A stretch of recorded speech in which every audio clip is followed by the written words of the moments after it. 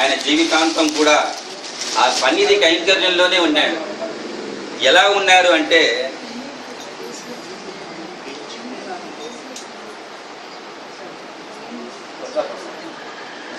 నలభై 45 సంవత్సరాల పాటు మేనేజింగ్ ట్రస్టీగా ఉన్నారు. వాళ్ళ పితృదేవులు నడాదు కృష్ణమాచార్యులు, వాళ్ళ పితృదేవులు నరసింహాచార్యులు, ఇలా 7వ తరం వారు కూడా, ఇప్పుడు 7వ తరం వారు కూడా ఆ సన్నిధి కైంకర్యం అంటే నడాదూరు వారు అని చెప్పవచ్చు. ఎందుకంటే మిగతా విషయాల్లో, ఖర్చు విషయాల్లో ఇప్పుడు పరిహాసంగా కూడా మా అన్నగారిని అనవచ్చు. మిగతా విషయాల్లో ఆయన దూరంగా ఉన్న ఆచార్య కైంకర్యం అంటే ముందు ఉంటారు. అది నడాదూరు వారికే చెందింది అనే దానికి నెల్లూరులో ఉన్న దేశికన్ సన్నిధిని చెప్పవచ్చు. ఇంక కొద్దిగా సేపట్లో కేశవాచార్యులు గారు ఆచార్యం తిరువడి చేరుతున్నారంటే ఆయన చెప్పారంట, పెద్దవాళ్ళు చెప్పింది నేను విన్నింది, ఒక అడ్వకేట్ గారిని పిలిచారట. ఎందుకు పిలుస్తున్నారు అనేది వీళ్ళ వాళ్ళకి తెలుసు. అడ్వకేట్ గారు అనుకున్నారట ఈ ఆస్తి సంబంధం విషయం ఏదో చెప్తారేమో అని ఆయన వచ్చారట. కానీ దేశికన్ సన్నిధి జాగ్రత్తగా చూసుకోండి, ఆ కైంకర్యం ఆపకుండా చూసుకోండి అన్నారు. అంటే ఆయన తపన పూర్తిగా, ఆయన వయసు కంప్లీట్, ఆయన ఉన్నంత వరకు కూడా ఆ దేశికన్ సన్నిధికి అంకిత భావంతో ఈ రోజుకి ఆ తరతరాలుగా వాళ్ళు ఆ సన్నిధి మీద ఉన్న భక్తి.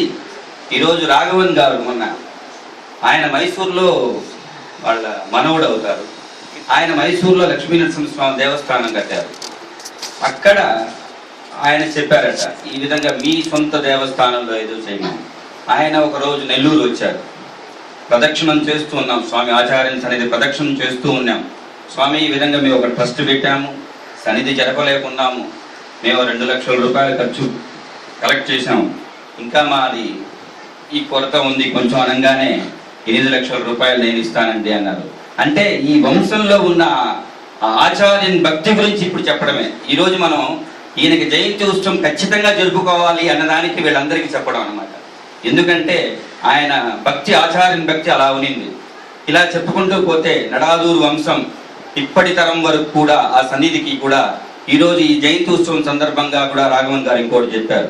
అలానే వాళ్ళ అమ్మాయి, ఇప్పుడు వీళ్ళ మనవరాలు చూడామణి గారు, ఎప్పుడు నేను అనుకున్నా కూడా వెంటనే ఫోన్ చేసి పలానా చేయాలనుకుంటా అన్నారు. ముందు రోజు నేను అనుకోని ఉంటాను, ఈ విధంగా చేస్తే బాగుంటుందేమోనని.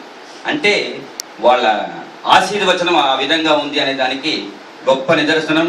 వాళ్ళ ఆశీస్సులు ఖచ్చితంగా వీళ్ళ కుటుంబానికి తరతరాలుగా అభివర్ధకాం అన్నట్టుగా ఆ సన్నిధి ఉన్న భక్తి వీళ్ళకు ఉంటుందని, ఇంకా తరతరాలుగా జరుపుతారని కోరుకుంటూ ఈ విశేష సందర్భంగా ఈ 2 మాటలు విన్నందుకు, మీ ముందు నేను ఈ విధంగా మాట్లాడినందుకు